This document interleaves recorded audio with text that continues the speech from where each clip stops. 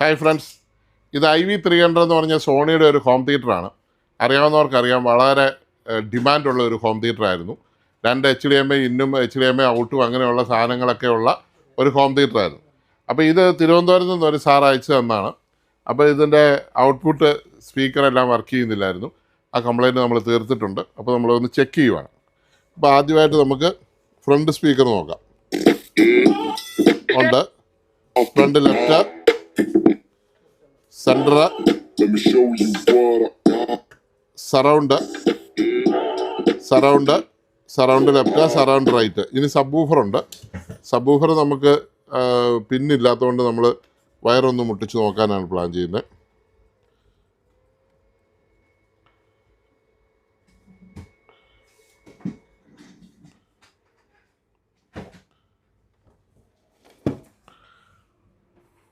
ഓഫായോ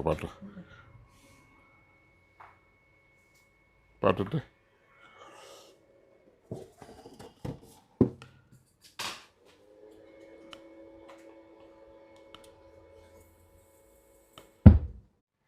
ചുറ്റും കാണിച്ചാൽ serial number കാണിക്കണ്ടേ.